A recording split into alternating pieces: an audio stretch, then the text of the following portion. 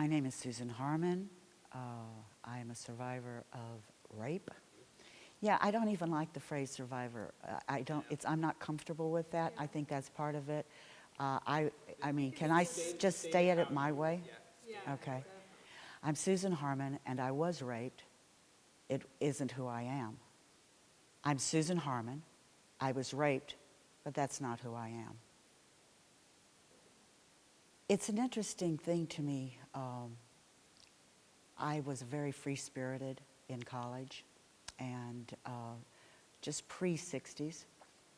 I had transferred to Texas Tech because of the Reese Air Base pilot training school. My girlfriend, her father was the head of that program, and we had all these second lieutenants, and this was like, yay, let's go over there and go to school at Texas Tech, and we can be talking to these guys.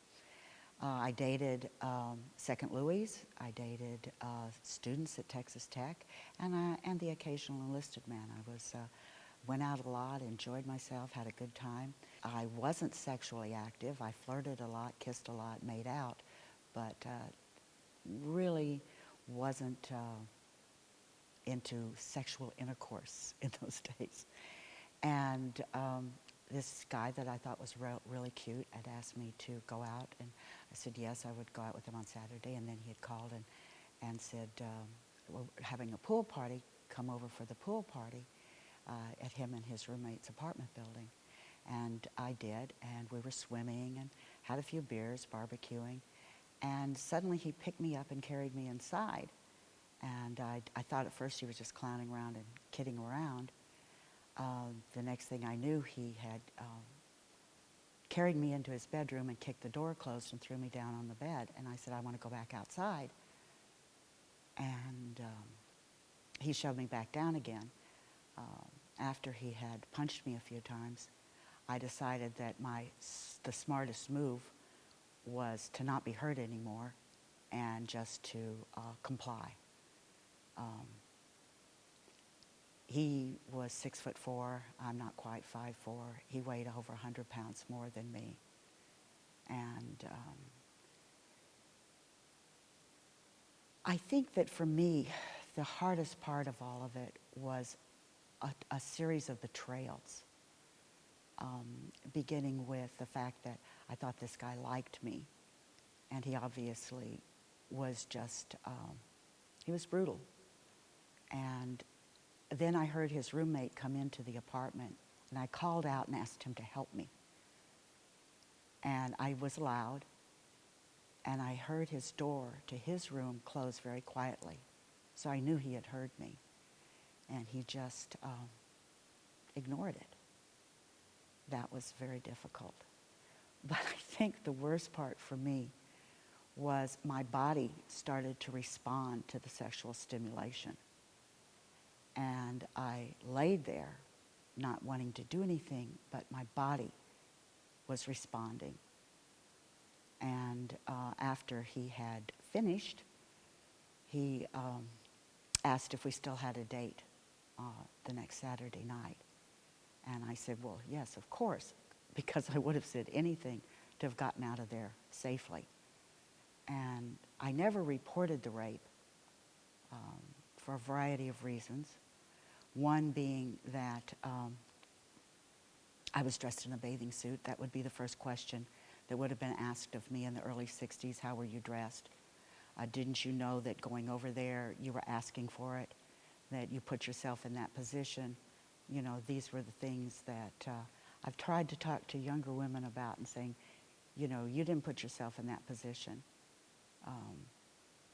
Somebody put you in that position because they felt entitled to have control over your body. And there was the other aspect of why I never wanted to talk about it or do anything about it, because I felt ashamed. I felt shame that I responded.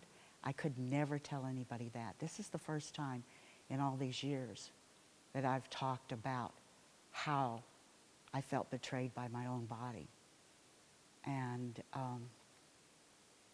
it was a difficult situation for so many reasons. And I don't think that people really understand. I thought, well, you know, I just got hit a few times.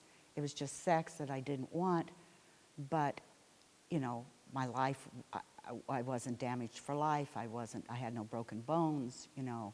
I wasn't destroyed. And I just wanted to forget about it. I just wanted to move on. And then with retelling this story now, it's brought up a lot of emotion that I had shoved down decades ago. I think that it's really important for people to talk about these things when they happen and realize that somebody's sense of entitlement does not define who I am or who anybody else is, and that women need to empower themselves in whatever way they can. Now people are reporting rape. In those days, it was like, well, this guy could get the death penalty for raping you. Just for a piece of ass, you want to put him in jail? I mean, that's, you know, who do you think you are? The amount of shame and how it was your fault was so much more intense then than it is now, because it was always the woman's fault. Well, one, I've always liked myself. And I think that that's the basis of it, that I knew, no matter what people around me were saying, that he did not define who I am. And his actions didn't define who I am. And I think that that is probably the most important thing that changes for you are. Once you know who you are, you don't have to fit what other people think you should be. And I think that that's something that I'm seeing happening more and more, you know, with the generations coming behind me, is this idea of knowing your own self-worth. And I think that that's what it's about. Am I worthy? And I am. And I don't even remember this guy's name or what he looks like at this point. It's so distant from me. Even at the time, it didn't define me. And it didn't make me afraid of men, because I knew that most men weren't like that at all. So I didn't, I think that that's maybe part of what we have to look at, is don't judge everybody by what the actions of one person are. And the vast majority of men are beautiful. You know, they don't want to hurt women. And I don't think that it's fair to the rest of the men out there to let somebody like this define who they are either. I think for women that are in a situation, because a lot of times it'll happen like this, if I had gone out with that guy and hadn't hidden from him, he would have had complete control over me. It's knowing the signs very quickly, if you can, to not do that. If you don't recognize them, because they do groom, people like this do groom women to be conditioned that they're not, that it's all their fault, everything is their fault.